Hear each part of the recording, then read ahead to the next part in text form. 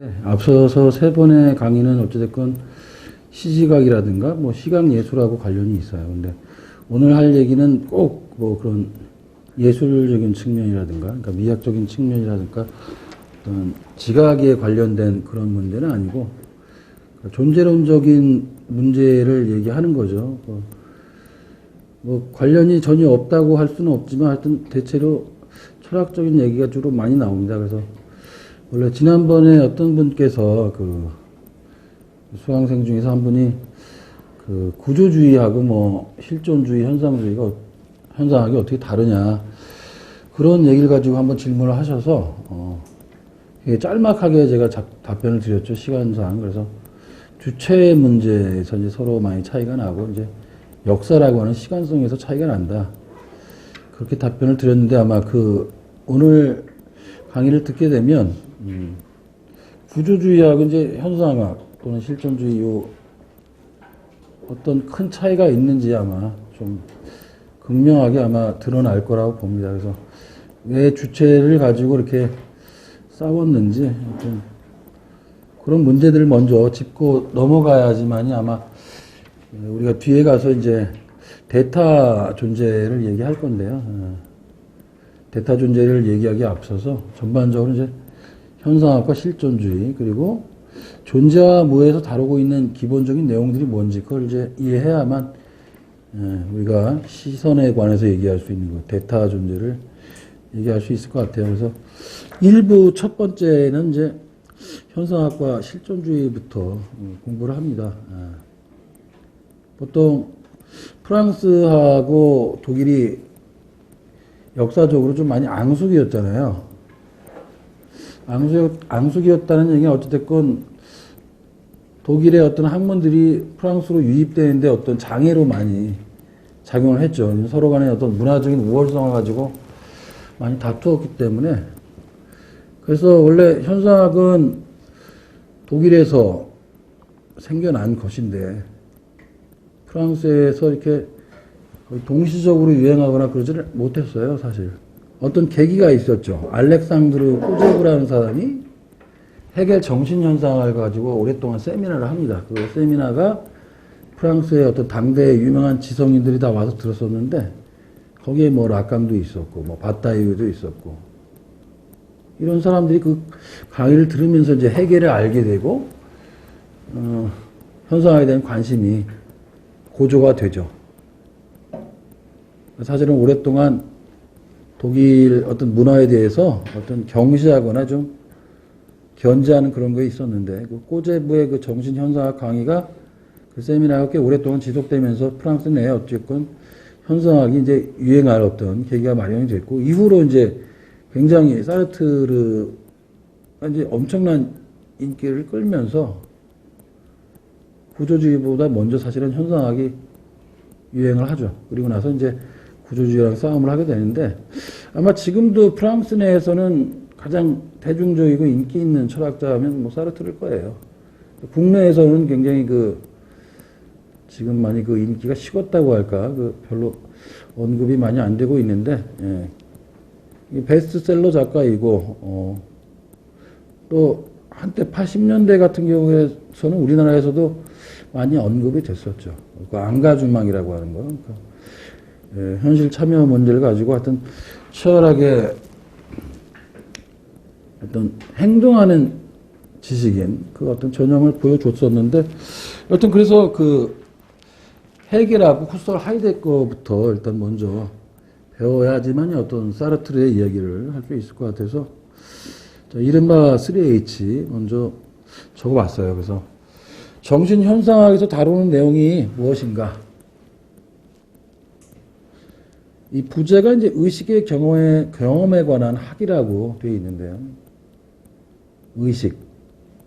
의식이라는 건 바로 사르트르하고 직접 연결이 됩니다. 우리가 뒤에 배울 그 존재와 무에서 의식이 바로 이제 대자존재로서 어떤 초월성 이런 것들을 얘기하면서 우선 의식이라는 걸 먼저 짚어볼 수 있을 것 같고요. 또 의식이 어떻게 해서 절대직까지 자기 전개를 펼쳐나가면서 운동하는가, 이걸 이제 다루고 있는 게 이제 정신현상이라는 책의 내용입니다. 그래서 운동이라는 것도 이제 눈여겨봐야 될 대목이에요. 움직임, 변화.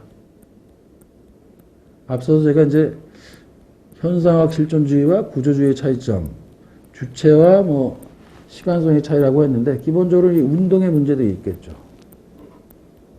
구조주의는 어쨌든 구조가 우선이고 구조라는 건 불변의 어떤 체계죠. 아예 절대적으로 움직이지 않는 건 아니지만 대체로 움직임이 없는 겁니다. 여기서는 부단히 움직이는 걸 강조를 해요. 그래서 의식이 절대주로 발전하는 단계를 상세히 기술하고 있는 책인데 이를테면 의식, 그리고 자기의식, 이성, 그리고 이제 마지막에 어떤 절대지까지. 이게 절대지가 최종적인 단계죠. 완결된 상태, 궁극의 상태. 그러니까 이 절대지가 어떤 하나의 목표예요, 목표. 그래서 해겔이 많이 변증법을 통해서 사람들한테 인정을 받으면서도 욕을 먹고 있는 게 하나의 어떤 그 궁극적인 끝을 갖다가 정해놨다는 거죠. 그리고 항상 지금 현 상태는 과거보다는 어쨌든 나은 상태라는 겁니다. 지금 여러모로 불만들이 많잖아요. 구조적인 무손이 있고 뭐 그렇지만 어쨌든 지금 이 상태가 기존 시대보다는 낫다라는 게 왜냐면 이제 점진적으로 계속 발전해 나가는 거니까 어찌됐건 현 상태는 과거보다는 낫다라는 방식 이런 이야기들이 이제 해결을 얘기하게 되면은 따라 붙게 되는데 어떤 종국적인 지점으로서 절대적으로 설정했다라는 것도 이제 하나의 문제라고들 얘기를 많이 하죠. 어찌됐건 이런 의식에 도달하기 위해서 먼저 감각적인 확신, 그리고 지각, 오성의 단계를 거친다. 그런데 이 단계는 모두 대상에 대한 의식이고 아직은 자기를 의식하지 못하는 단계다. 그러니까 첫 번째 의식, 그 안에 이제 세부 하위 장들이 있는데 의식에 우선 도달하기 위해서 감각적 확신을, 그 다음에 지각, 그 다음에 오성, 요 세 단계를 거쳐야 이제 의식에 이르게 되는데 또 자기 의식 내에서도 이렇게 하위장들이 있죠. 근데 어쨌건 대상에 대한 의식과 이제 자기 의식을 좀 구분한다는 것. 이것도 지금 우리가 뒤에 나올 내용들하고 바로 이제 밀접하게 연결이 됩니다. 그래서 자, 그렇다면 이 대상 의식이 어떻게 자기 의식으로 고양될까? 여기에 대한 답으로 인간의 의식 자체에는 애초부터 그 속성상 자기 의식이 담겨 있다라고 얘기를 해요. 그러니까 결국 의식의 속성은 어차피 자기 의식이라는 식으로 설명을 한다는 얘기입니다. 그래서 이제 또 우리가 시선 간의 투쟁을 뒤에 가서 배우게 될 텐데 그와 거의 유사한 것들이 미리 담겨 있죠. 인정 투쟁이라고 해서 서로가 서로에게 인정을 받기 위해서 싸운다는 건데 이것들은 어찌됐건 둘 중에 한 사람이 이기게 되면 뭐 주인이 되는 거고 지게 되면 노예가 되는 거잖아요. 원래 생사를 건 싸움인데 재밌는 게 노예가 주인보다 더 가능성을 담지하고 있는 존재라는 거예요. 내가 이겨서 누군가를 내 노예로 만들어 놨는데 일단 그러게 된 이후부터는 어떻게 되냐면 주인은 자기가 아무것도 하지 않아도 되는 거죠. 노예 노동력을 그저 향유만 하면 되는 겁니다. 행동하지 않잖아요. 움직이지 없어. 근데 노예 같은 경우는 어찌됐건 먹고 살기 위해서 이제 주인에게 복종해서 이제 자기 노동력을 제공해서 무언가를 생산한다는 거죠. 그러다 보면은 궁극적으로는 주인은 노예가 없이는 살 수가 없는 그런 존재가 된다는 거예요. 밥 지을 줄도 모르고 쉽게 말하면 뭐 집에 가스가 안 들어오는데 왜 가스가 안 들어오지? 고칠 능력이 없는 거지. 해본 적이 없으니까. 그러니까 어느 순간 노예가 없으면 살지 못하는 그런 의존적인 존재가 돼버린다는 거죠. 노예가 오히려 자기의 존재를 역전할 수 있는 가능성을 잠재하고 있는 존재라면 주인의 경우는 오히려 거꾸로 자기는 아무것도 할 줄 모르는 의존하는 존재가 된다. 그래서 이게 이 인정투쟁에서 주인 노예 변증법까지 다 이 관련이 있습니다. 왜냐면 뒤에 가서 즉자와 대자 얘기를 하게 되는데 미리 말씀드리자면은 주인으로 사는 게 사르트르에게는 일종의 즉자죠. 자기 현실에 안주해서 아무런 변화도 없이 그냥 배만 두드리면서 그냥 살고 있는 존재는 즉자예요. 즉자라는 말은 그러니까 곧 스스로라는 얘기인데 즉자. 자기 자신 외에 다른 것과 관계를 맺지 못한다는 겁니다. 운동이 없고 변화가 없는 거예요. 현실에 안주하는 사람들을 사물처럼 산다고 그러는 겁니다. 그래서 몇 가지 개념들이 하나의 세트로 묶일 수 있다면은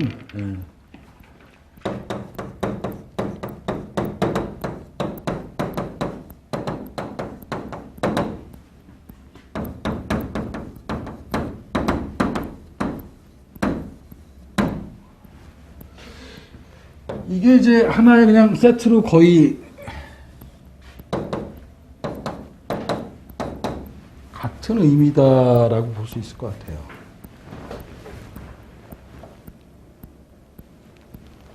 대자, 관계를 맺는다는 얘기인데 자기와의 관계를 맺는다는 게 대자인데 그건 바로 이제 의식의 경우, 그렇죠. 대자 존재에 해당하는 겁니다. 그 다음에 이 무라고 하는 것, 이제 원래 책의 제목이 이제 존재와 무, 우리가 얘기를 해야 되는데요. 뒤에 가서 설명하겠지만, 이 모든 것들이 다 관계가 있어요. 그래서 자유, 이런 것들이 사실은 가능성이죠. 이게 가능성. 선택할 가능성이 있다. 자, 여튼 이런 모든 것들이 이제 정신현상학에 미리 내용으로 주어져 있고, 자, 이 투쟁에서 하나의 자기의식은 자기를 잃고 상대방의 종속이 된다. 이 경우 하나의 자기의식은 고양되기 이전에 의식 상태로 추락을 한다. 그렇지만 이 순간 타자 안에서 자기 자신을 발견하고 의식으로 전락했던 자기는 다시 자기의식을 회복한다. 이 경우 반대로 타자가 이제 또 거꾸로 노예 상태로 전락을 하겠죠. 그래서 이 같은 지배와 종속이라는 악순에서 벗어나기 위해서 타자를 자기와 동등한 자기 의식으로 인정을 해야 한다. 자, 근데 이제 이것이 낙관적인 견해다, 지나치게. 사르트르는 이거를 존재와 무에서 비판을 하죠. 과연 그게 가능하냐? 가능하면 좋겠는데, 인간은 결국 그런 존재가 될 수가 없다는 거예요. 그러니까 비관적인 견해를 꾸준히 제기를 합니다. 그래서 모든 게 결국 갈등이고 투쟁으로 귀결될 수밖에 없다. 뭐 그 이야기를 이제 하게 되는데, 여튼 해결은 어쨌든 상호 인정하는 그 관계 속에서만 이제 이 주인과 노예 같은 이런 인정 투쟁의 갈등 상태를 종지부를 찍을 수 있다. 이렇게 얘기를 하는 거죠. 자, 좀 밑으로 내려오셔서요. 후설을 좀 보려고 하는데, 현상이라는 용어의 의미, 현상. 우리가 이제 현상학을 이제 정신현상학에서 일단 현상이라는 용어가 나왔지만은, 우리가 보통 현상학과 구조주의 얘기할 때 그 현상학은 뭐 정신현상학에서의 현상학, 그건 아니고, 후설이 이제 주장했던 학문, 창안했다고 할 수 있겠죠. 그 학문에서의 현상학인데, 이 현상이라는 말은 원래 상식적인 의미하고 좀 차이가 있어요. 그래서 보통 현상이라는 건 원래 그냥 드러난다, 나타난다, 이런 의미인데, 근데 어떤 감각에 주어지는 그러한 드러남이나 나타남이 아니라 후설이 말할 때 현상이라는 것은 의식에 드러난다는 얘기입니다. 이건 아마 제가 첫 시간인가 둘째 시간에 아마 말씀을 드렸던 것 같아요. 그래서 사전적인 의미는 감각의 드러남 또는 나타남인데, 후설이 말하는 현상은 눈앞에 드러나는 어떤 감각 현상이 아니라 의식에 주어진 그런 현상을 말한다. 그래서 현상학은 그 대상의 존재에 관심을 갖는 게 아니라 그 대상이 의식에게 주어지는 의식 작용. 거기. 즉 이게 노에시스라고 하는 거죠. 의식에게 주어지는 그 방식에 주목하는 것이다. 역시 중요한 건 의식이죠. 정신현상학의 부제가 의식의 경험에 관한 학이라고 말씀드렸고, 지금 여기서도 지금 의식이 나오고 있습니다. 또 이후로도 의식은 굉장히 현상학이랑 실존주의에서 굉장히 중요한 역할을 하는데요. 그런 어떤 영향관계를 좀 보시라는 얘기예요. 대상이란 의식과 같은 성질의 것이 아니기 때문에 우리의 의식 속으로 들어오지 못한다. 의식은 대상하고 성질이 다르다. 그러면서 어떻게 얘기하냐면 후설은 의식은 이제 하나의 지향성으로 존재한다고 그러죠. 지향성이라는 것은 의식은 항상 어떤 대상을 향해 가는 상태인 것이지 그 자체에 어떤 본성이 없다는 겁니다. 하나의 그냥 끝없는 운동에 불과한 거예요. 그게 아까 이거하고 연결이 되겠죠. 의식은 그 자체 안에 아무것도 담고 있지 않다는 겁니다. 무슨 실체가 아니라는 거예요. 끝없이 자기를 초월해서 다른 쪽으로 계속 이행이 가는 운동인 겁니다.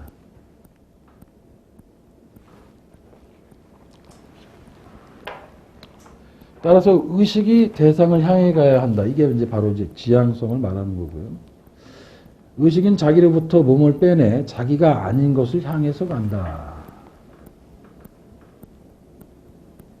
의식이 자기로부터 몸을 빼낸다라는 이 표현이 사실 부정입니다. 부정. 현재 내 존재에 만족하지 못하고 부단히 자기를 갖다 깨부시면서 다른 존재가 되려고 가는 그런 존재가 이제 대자 존재이고 그게 이제 의식이 있어서 가능한 건데 이 경우가 바로 그런 거죠. 이때 이제 과거에 그러니까 현재 자기 모습을 밀어내고 앞으로 나갈 때 이게 과거가 될 거 아닙니까? 이건 이제 하나의 즉자로 남는 거고 부정된다는 거예요. 부정. 이걸 이제 부정이라는 표현을 쓰는 거거든요. 다른 말로 하면 이게 무화작용. 이 부정이나 이런 모든 얘기들이 사실은 해결에서 온 거죠. 끝없이 부정하고 이제 지향해서 종합으로 가기 위해서 바로 이런 방식들 해결에서 얼마나 많이 영향들을 받고 있는지 알 수 있는데 그렇다고 해서 그런데 의식이 또 대상 쪽으로 향하기는 하지만 대상에 들어갈 수 있느냐의 문제인데 앞서서 제가 의식하고 대상은 서로 성질이 다르다. 만약에 대상은 우리가 즉자로서의 사물이라고 간단히 좀 규정을 하면 사물은 실체죠. 그대로 있는 것이고 언제나. 사르트에 따르면 단단한 어떤 돌덩이 같은 그런 존재입니다. 뚫고 들어갈 틈이 없는. 그렇기 때문에 어떤 대상을 향해서 의식이 출발하지만 그 대상에 결국 들어가지도 못해요. 결국 그러면 의식은 항상 나와 사물 그 사이 어딘가에만 있을 수밖에 없는 그런 상태가 되겠죠.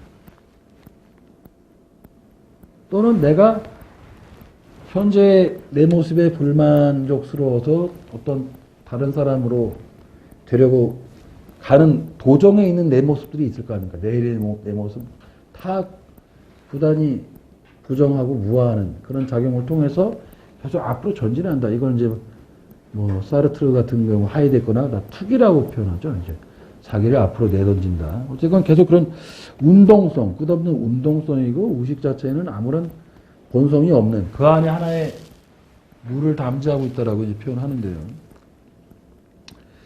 그래서 이제 뒤에 나오는 문장이 의식은 아무것도 아닌 텅 빈 상태이고 대상이 주어질 때에만 존재한다.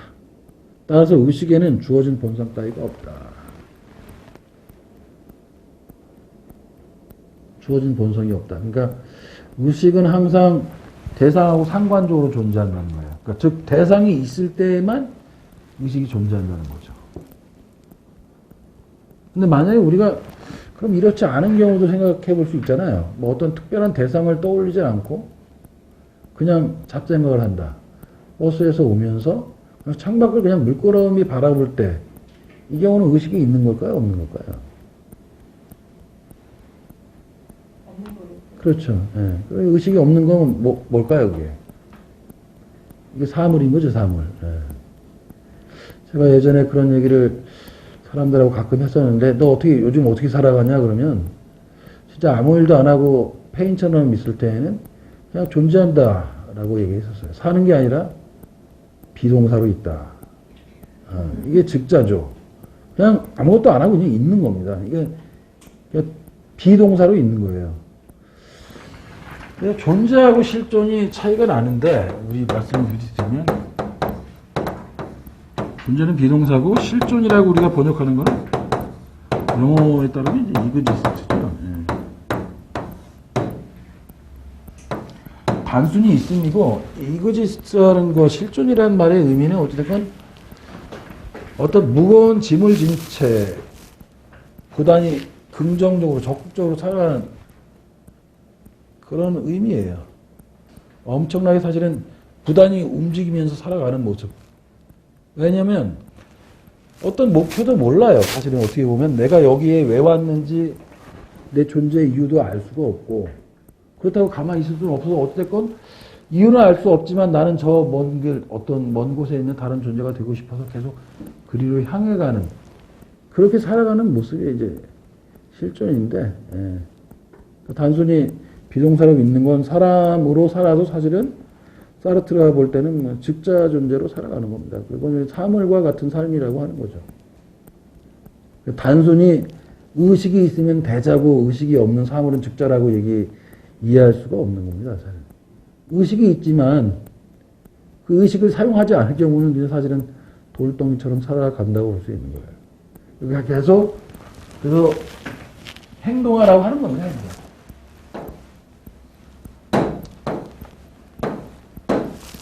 행동하지 않는 자유, 행동하지 않는 의식은 아무 가치가 없다. 그래서 그걸 이제 존재의 가벼움이라고 얘기해요. 존재의 가벼움, 더럽혀지지 않은 존재, 순수한 존재, 맑고 깨끗한 존재는 사실 굉장히 가볍다. 자기는 어떤 존재의 짐을 지기 위해서, 실존의 무게를 얻기 위해서 범죄를 저지른다 라고 하는 거죠. 범죄라는 게 이제 문학 작품에서 이 희곡에서는 그렇게 나와 있는데, 실제로는 뭐 행동인 거죠. 행동을 해야지. 행동을 하게 되면 반드시 거기에 책임이 따르거든요. 자기가 그 책임을 짊어지겠다는 겁니다. 근데 아무것도 안 하니까 책임질 일도 없어. 그렇게 살아가는 거는 즉자 상태로 살아가는 거라는 거예요.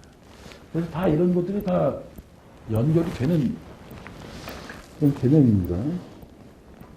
자, 그래서 대상이 없는 그런 막연한 의식은 없다. 대상과 의식은 상관관계에 있다. 그때 여기서 노에마 노에시스라는 유명한 개념이 나오죠.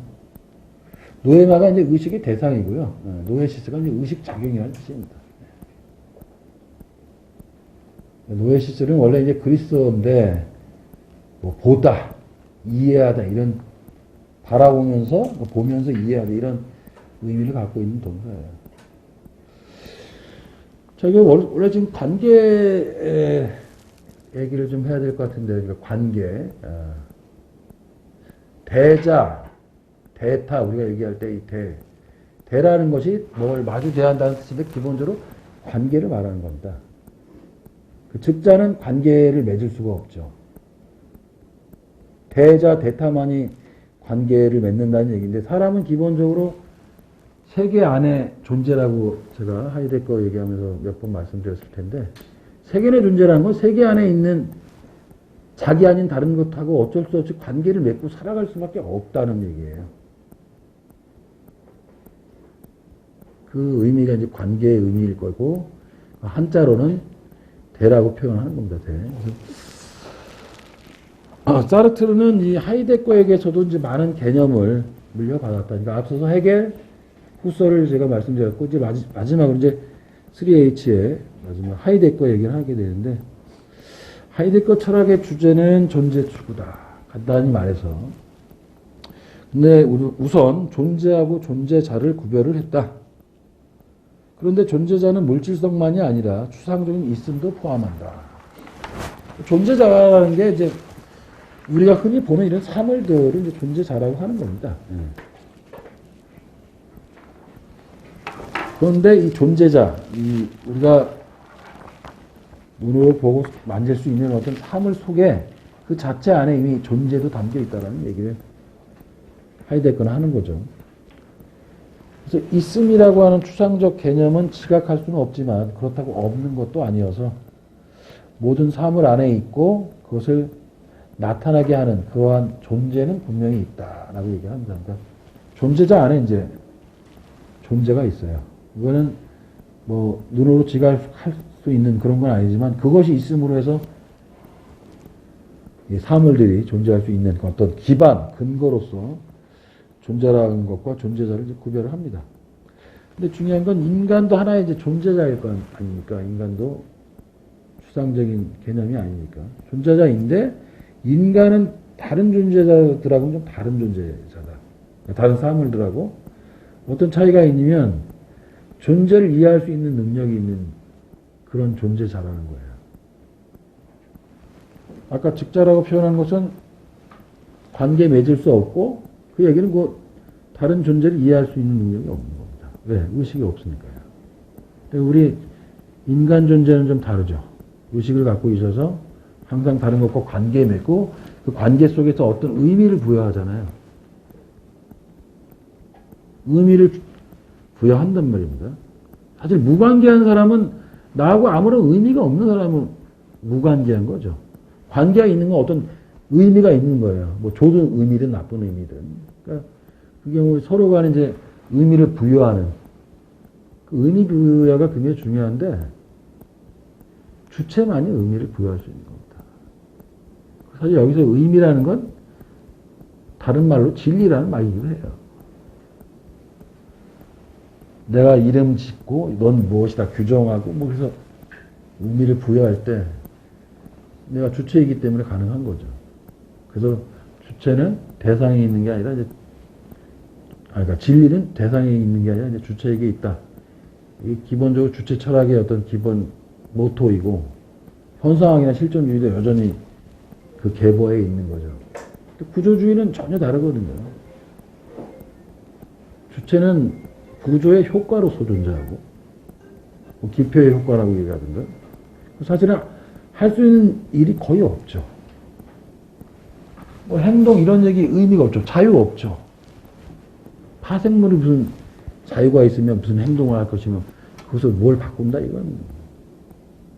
그러니까 구조주의하고 현상학은 정렬하게 싸울 수밖에 없는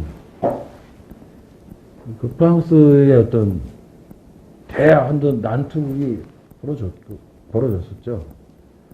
대표자들끼리 사르트르하고 레비스트로스가 이제 붙어가지고 서로 싸움이 일어났는데 결과론적으로는 어쨌든 구조주의가 뭐 판정승한 것처럼 보입니다. 예.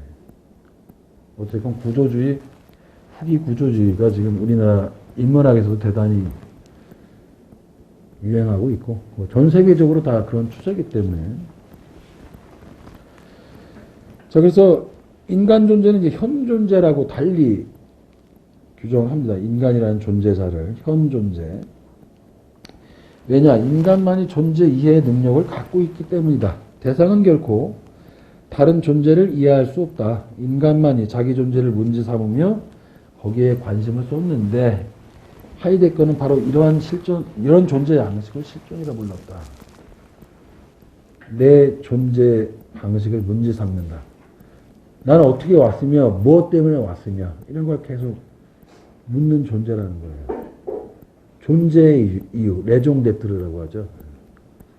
내가 이 세상에 왜 왔지? 아무 의미도 없이 온 건가? 그래서 차라리 어떤 스스로 실존하기 힘든 사람들은 종교의 귀의를 많이 하는 겁니다. 다른 분이 답을 주시겠지 뭐 거기 맞춰 살아가면 편하거든요 오히려. 이게 이제 뭐 2차라든가 신을 거부한 사람들이 노예의 도덕이라고 그러죠. 이게. 편하게 사는 거. 노예가 편하다는 겁니다. 주인은 부단히 자기를 쇄신하고 계속 변화 생성되는 그런 존재여야 하고 또 그런 존재이기 때문에 현재 주인이라는 거야. 니체 말에 따르면. 근데 결국 이게 이제 실존적인 삶이죠. 현재에 결코 안주하지 못하죠. 안절부절. 자본가들이 그렇지 않나요? 50억이 있어도 안절부절 못하잖아요. 이거 어떻게 더 굴려갖고 100억을 만들까? 항상 고민하면서 살잖아요. 근데 누군가 그래요. 소박한 삶에서 어떤 행복을 느끼고 살아간다. 이건 사르트르한테 뺨 맞을 얘기입니다. 자기를 버리는 거라는 거예요. 현재가 그렇게 만족스러워? 자기 기만이라는 게 사실은 어떻게 보면. 돌처럼 타는데 왜 그게 행복하다는 건지. 하여튼 그런 식으로 주인들은 괜히 주인이 아니라 끝없이 자기를 회신하는, 자기를 부정해가면서 앞으로, 미래에 앞으로 자기를 계속 투기해 가는. 이게 실존입니다. 이게. 그래서 자기 존재 이유를 스스로 막 정당화해 가면서 사는 거죠. 내가 왜 여기 왔는지를 누구한테 답을 찾을 수 없으니까 스스로가 남한테 증명하면서 가는 거예요. 물론 이 기획은 사르트르에 따르면 실패할 수밖에 없지만 실패할 걸 알면서도 계속 가는 것. 이게 이제 실존적인 상황이고 인간의 삶의 모습이라는 겁니다.